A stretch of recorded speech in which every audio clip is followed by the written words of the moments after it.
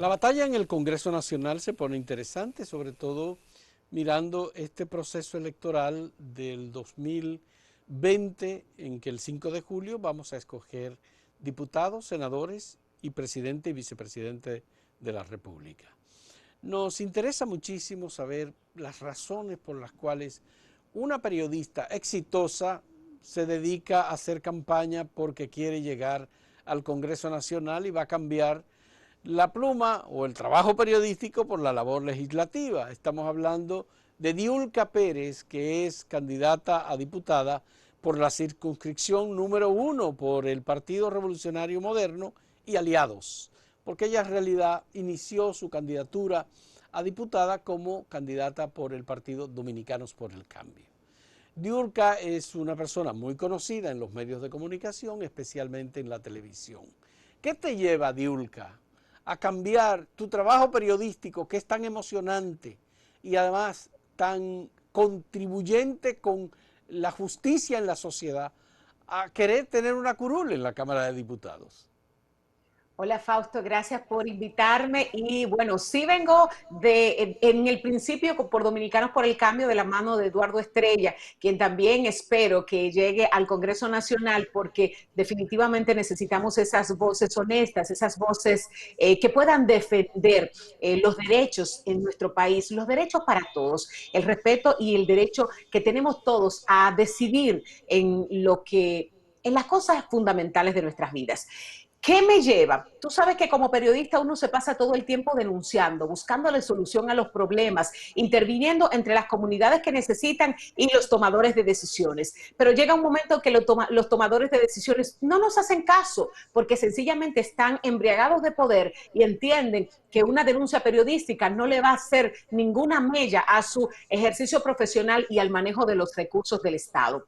¿Qué me lleva? Muchas veces la impotencia de solamente denunciar las cosas malas y que no las resuelvan, que no haya una solución, que no haya una voluntad política. Aquí hay muchísimos problemas que solamente dependen de una decisión política, de una voluntad política, y sin embargo no se resuelven, pero son fundamentales para la vida de mucha gente y para la salud de muchas familias en nuestro país. Quisiera saber cuáles son los temas principales de tu agenda legislativa, tomando en cuenta que obviamente tú quieres que te tomen en cuenta los electores en el momento de escoger entre múltiples opciones que van por partidos distintos. Así es, nosotros estamos trabajando fundamentándonos en tres renglones principales: el renglón mujer, el renglón transparencia y el renglón seguridad. Mujer, hay que sacar el proyecto que dice no al matrimonio antes de los 18 años del Congreso Nacional. No se entiende cómo, como sociedad que hemos evolucionado, todavía en el Congreso Nacional no hay una legislación. No se entiende ni siquiera por qué, porque se supone que todo el mundo está consciente que una niña no debe contraer matrimonio, que una niña de lo que tiene que encargarse es de estudiar, de jugar, de desarrollarse, de alimentar sus sueños. Entonces vamos al Congreso Nacional, sobre todo para que ese proyecto de ley sea Pero una tú has realidad. analizado, Diulca, que el inicio de la actividad sexual en la República Dominicana es a los 12 y a los 13 años. Y tú sabes las Así es. implicaciones que tiene iniciar a esa tempranísima edad la actividad sexual, ser activo sexualmente. ¿Por Claro que qué sí. Y entonces prohibir el matrimonio hasta los 18 años, si ya desde los 12 y los 13 están en la actividad sexual? Fausto, lo que pasa es que, por ejemplo, nosotros le llamamos matrimonio, matrimonio, y eso no es matrimonio. Eso es nos han vendido eso, pero no hay tal matrimonio, es un abuso. ¿Por qué? Porque a ninguna niña se le lleva al altar, se tiene un noviazgo serio, se le tiene una consideración, se le tiene un trato de respeto, que eso es lo que conlleva la palabra matrimonio. Entonces le hemos querido llamar así, pero sencillamente es acabar con el abuso, porque la mayoría de esas niñas son están emparejadas con personas adultas. Es muy mínimo el porcentaje, según las estadísticas, de niñas que tienen relaciones con niños de su misma edad. No, la tienen con adultos que abusan de su vulnerabilidad económica, abusan de su vulnerabilidad educativa. Y nosotros lo que tenemos es que proporcionarle a nuestras niñas educación, cultura, deporte, una plataforma que permita que las niñas estén pensando en otra cosa, porque muchas de esas niñas ni siquiera van a la actividad sexual porque lo quieren, van a la actividad sexual porque lo ven como un mecanismo para escapar de la Y realidad cuando, limitante que Diulca, viven. Diulca, y cuando es la familia, que hay estudios que lo plantean así, cuando es la familia la que empuja a la hija a que contraiga una relación o a que se inicie tempranamente en la actividad sexual, ¿qué pasa? ¿Cómo Mira, resolvemos eso? Mira, eso es una cadena grande que tenemos que comenzar a resolver desde la integración y la lucha por eliminar la desigualdad social. Porque una familia, y estoy segura, una familia que tiene, por ejemplo, trabajo, que se puede desarrollar y que tiene acceso a la educación, no empuja a su niña a esas situaciones, Fausto. Pero Ese hay empuje. familias que para salir de la pobreza entienden que esa es la puerta. Claro, pero por eso son familias también que son víctimas de la desigualdad, son familias que regularmente son campesinas, porque esto se produce más, nosotros hacemos el escándalo en la capital, pero esto se produce más en el interior del país. Hemos abandonado el campo, nuestros campesinos no tienen oportunidad de hacer su cosecha y que su cosecha se pueda vender y que el dinero que reciban por ella sea rentable para vivir decentemente. Mira, por ejemplo, en mi casa somos un matrimonio binacional y nosotros vamos a Holanda y los campesinos en Holanda viven de una manera decente, venden sus productos y tienen riquezas en el campo. ¿Por qué? Porque reciben soporte tecnológico, reciben atención, reciben Pero son educación, situaciones sociales muy distintas. pero se Tú estás supone que hacia allá es planteando que un nosotros, país europeo con Fausto, condiciones de desarrollo humano, desarrollo económico, en donde se eliminó la miseria hace mucho tiempo. sí, Fausto, pero hacia ese punto es que nosotros tenemos que caminar. Nadie tiene una varita mágica para resolver los Bueno, y problemas, otros pero derechos de la mujer, Diulca, otros derechos. Ya mira, hablamos de la adolescencia, el matrimonio infantil, me parece muy bien. Ahora, ¿y los derechos de las mujeres? El derecho a decidir, el derecho sobre su propio cuerpo, la no violencia contra la mujer. Esos aspectos, ¿qué tú propones? mira, Hay un tema del proyecto del Código Penal que está ahí. el Código Penal está detenido por las tres causales, por una radicalización y la discusión del tema de las tres causales. ¿Tú Nosotros apoyarías las necesitamos tres causales? destrancar.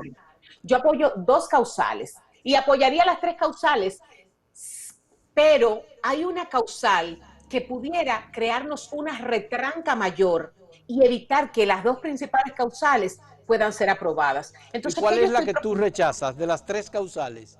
¿Cuál tú Y no es que rechazas? la rechazo, no es que la rechazo, Fausto, pido una discusión más amplia para esa tercera causal. ¿Por qué? Es la causal que tiene que ver con la violación, porque en ese proceso tendría que intervenir una denuncia, un proceso judicial inclusive y una sentencia judicial, lo que prolongaría un tema que con un embarazo de por medio tiene que ser, Es decir, no que puede para ser. ti una mujer violada que resulte con un embarazo de esa violación debe tener el producto. No, eso no es una imposición, Fausto. Eso tiene que ir a una Pero las discusión. tres causales plantean la voluntad.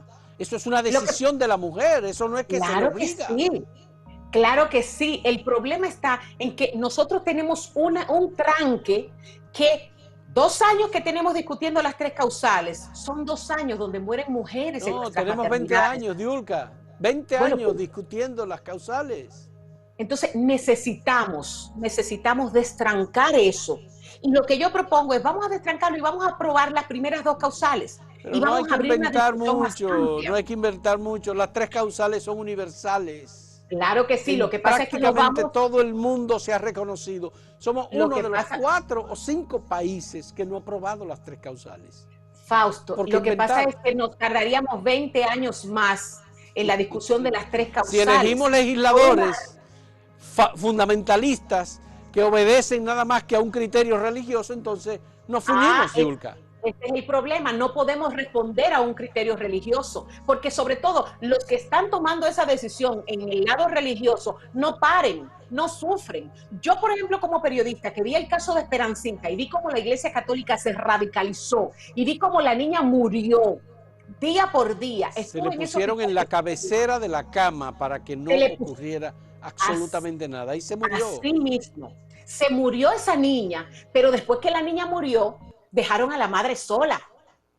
La soltaron. Sí. Entonces, nosotros necesitamos una discusión sin manipulación religiosa, pero también sin manipulación de otros sectores. Necesitamos ¿Cuáles son los otros sectores? El derecho de las mujeres. Es eso, no es otra cosa. Es el derecho de las mujeres. Vamos a hacer una pausa. Hacemos una pausa.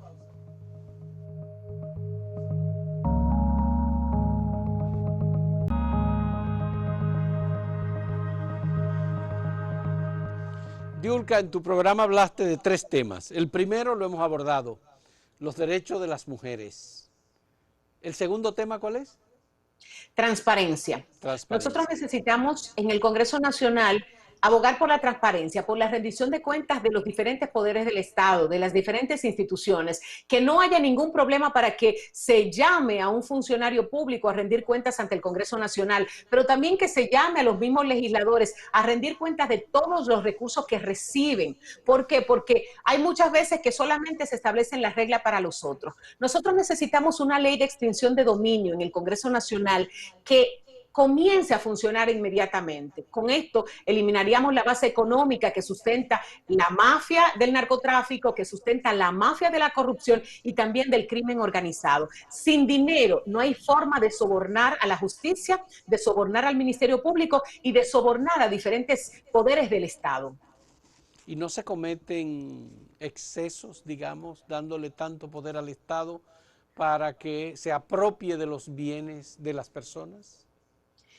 Nosotros estamos abogando por una justicia independiente, tanto como por un ministerio público independiente que actúe con la justeza y que sea vigilado por diferentes estamentos, supervisado en todas sus decisiones. ¿Por qué? Porque a nadie se le pueden otorgar poderes absolutos, Fausto, porque sencillamente al que se le otorgan poderes absolutos, sencillamente termina abusando. Entonces, ¿tú estarías de acuerdo con una amnistía en materia de transparencia para, partiendo de un punto, de un año en específico, los casos de corrupción se olviden y se investigue a partir de un determinado momento? Eso tendría que contar con un compromiso muy fuerte, porque es que nosotros tenemos un lastre de corrupción que no puede, o sea, no podemos seguir negociando con la impunidad. Mi pregunta es a ti, tu punto de vista de cómo podría ser. Hay gente que entiende que puede haber una amnistía. Con tal de que las cosas funcionen y que se haga un compromiso y se camine sobre ese compromiso firmemente, podría ocurrir. Pero aquí tenemos que acabar con el borrón y cuenta nueva que hace cada gobierno. ¿Tú no estarías de acuerdo con que los funcionarios de la administración que finaliza sean analizados, investigados y en caso de que haya habido irregularidades sometidos a la justicia, incluyendo al presidente? Eso es imperante porque ha sido muchos los recursos del Estado que no tienen explicación a dónde han ido. Y la impunidad, señores, se le están robando la salud. Cuando alguien roba en el Estado, se le roba la salud, la educación, los derechos a toda la población. Habría que ser más estricto con las personas que asumirían el gobierno que con los que han salido. Aquí hay que comenzar a ser estrictos con lo que salen y con lo que llegan, sobre todo para prevenir que ese tipo de situaciones ocurran. Hay que mandar un mensaje y un mensaje firme, porque si no, seguiríamos en esta bola de nieve de corrupción. Pero un ministerio público designado por el Poder Ejecutivo no va a combatir la corrupción en la administración pública de ese gobierno. Si es una persona nombrada fuera de las filas de los partidos, lo puede hacer. En Estados Unidos, quien nomina, por ejemplo, a los jueces de la Corte Suprema es el presidente. Y ese juez de la Corte Suprema no entiende que está supeditada a sus decisiones. Ese es el caso del Poder Judicial. Estoy hablándote del Ministerio Público. El Procurador General de Estados Unidos es un hombre al servicio político del presidente de Estados Unidos. Y el de aquí igual es un político al servicio del presidente de la República. ¿Cómo se resuelve el tema? Sí, pero con fortaleza de la institucionalidad. Cuando la institucionalidad funciona en los países, independientemente de quién te proponga para un puesto, usted sigue las reglas y cumple con lo que establece la Constitución de la República. Y eso es lo que nosotros necesitamos. ¿Estarías dispuesta a eliminar los beneficios particulares que se han asignado los diputados y legisladores en general a su propio favor? Estaría dispuesta a eliminarlos, pero sobre todo a transparentarlos, porque aquí el gran problema es que nadie dice qué hace con esos recursos. ¿Hay alguna posibilidad, por ejemplo, de que los legisladores puedan tener la prohibición de legislar a su propio favor? Por ejemplo, decidir su propio salario, o decidir que hay que entregarle un pasaporte diplomático, o decidir que tienen que entregarle 2 exoneraciones por año. ¿Cómo lo O harían? decidir que se retiran y que tienen un fondo Y que especial tienen una para ellos. pensión permanente de por Claro, vida. exacto. Yo estoy de acuerdo con que no legislen a su favor, que no puedan legislar a su favor. Ahora, sí estoy de acuerdo con que cada trabajador tenga una remuneración decente que le permita vivir sin necesidad de usted venderse al mejor postor, como pasa aquí en diferentes estamentos del gobierno y de los diferentes poderes del Estado. ¿Y qué crees de la labor que hacen los diputados que reparten juguetes el Día de Reyes, regalos el Día de las Madres, habichuela con dulce en la Cuaresma? Hemos caído, en ese sentido, hemos caído a unos niveles muy bajos, sobre todo porque si eso lo hicieran de motu propio, con su dinero, quiero hacer una fiesta con la comunidad que me ha elegido y lo hacen de su dinero, perfecto, usted está en ese derecho. Ahora, utilizan recursos del Estado para tirarlo hacia arriba y no rendir cuentas de cómo lo utilizan. Entonces, para mí, son elementos que deberían ser eliminados de la ejecución legislativa. En caso de ser electa diputada por la circunscripción número 1 de Ulca, ¿cada qué tiempo estarías tú dispuesta a hacer rendición de cuentas de tu labor a tus electores? Cada vez que sea necesario. Primero, me encanta la idea de poder rendir cuentas cuando uno entra a un servicio público y sobre todo la necesidad de hacerlo cuando uno sale del servicio público. Pero en ese interín de 4 años también deberían exigirse rendición de cuentas, porque hay gente que en esos 4 años sale con que tiene en su cuenta 1.000 millones de pesos que tú no sabes dónde salieron, pero puede que mueva ese dinero en esos 4 años. Entonces yo pienso que las autoridades deberían tener la potestad de pedirle una rendición de cuentas a los servidores públicos en cualquier momento.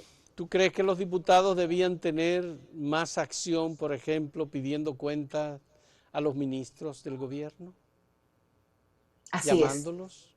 Los ministros del gobierno deberían ir sin ningún tipo de excusa a rendir cuentas al Congreso Nacional y que esa rendición de cuentas sea abierta, que la gente pueda verlo en cualquier dispositivo y que la gente pueda darle seguimiento y también participar, preguntándole de algunos casos que muchas veces no están en el conocimiento de los legisladores. ¿Cómo trataría Diulca Pérez siendo diputada al hombre del maletín si lo ve en un pasillo del Palacio del Congreso Nacional?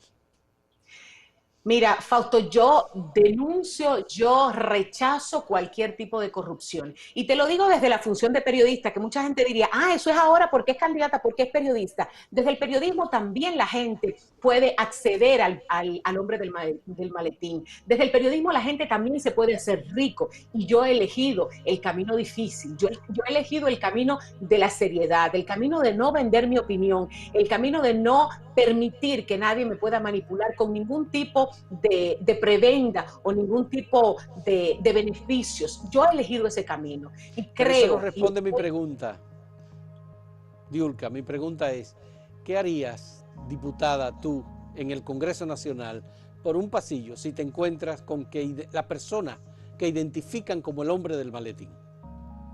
Mira, lo primero es que el hombre del maletín sabe a quién en buen dominicano se le tira. Hay legisladores ahí que, según dicen y según podemos comprobar en su historial, nunca han recibido la visita del hombre del maletín. Ya. Pero Entonces, no yo lo tienen que recibir la rechazaría. visita del hombre del maletín. A veces lo encuentran en el baño del propio Congreso Nacional. Sí, pero cuando él sabe si tiene la puerta abierta contigo o no. Bueno, hacemos una pausa, la última.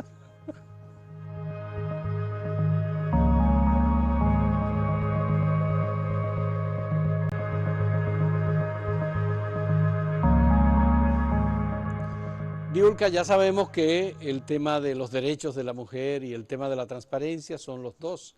El último tema no nos ha hablado de él, por favor. El tema seguridad. Nosotros necesitamos hacer una verdadera reforma en Policía Nacional y también en las Fuerzas Armadas. ¿Por qué? Porque hay mucha corrupción dentro de esos organismos y nosotros no abordamos eso. Nosotros necesitamos que esa reforma también conlleve mejorar los salarios de los policías, que sea más competitivo, que sea más atractivo ser un policía o ser un militar en la República Dominicana, pero también que se revise la manera en que adquieren las municiones los organismos de seguridad y cómo hay gente ahí dentro que vende esas municiones a tiendas, a empresas privadas y pareciera que nadie lo ve. Hay mucha corrupción en esos organismos que nosotros deberíamos analizar y deberíamos tratar de eliminar. Sobre el tema de la tenencia de armas de los legisladores. Tú sabes que algunos legisladores tienen metralletas en los baúles de sus automóviles y andan armados como si fueran para una guerra. ¿Qué piensas de eso? Eso es inadmisible. Yo no entiendo tampoco por qué razón. No estamos en Colombia, no estamos en Afganistán. No entiendo qué hace un legislador con esos armamentos. De hecho, no entiendo qué hace un legislador con un arma. Entonces, entiendo que no es algo que debería venir con el paquete. Ya. ¿Qué recomendación harías tú para combatir la delincuencia que afecta a prácticamente todas las familias dominicanas?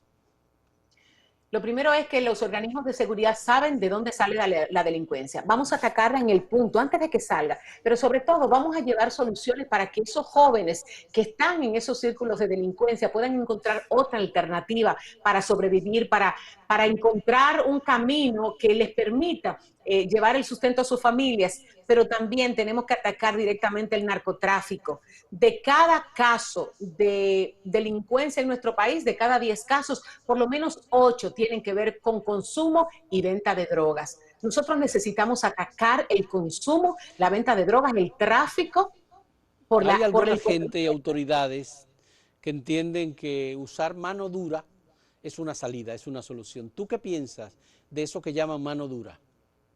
Mira, la mano dura sin una solución humana no tiene ningún resultado.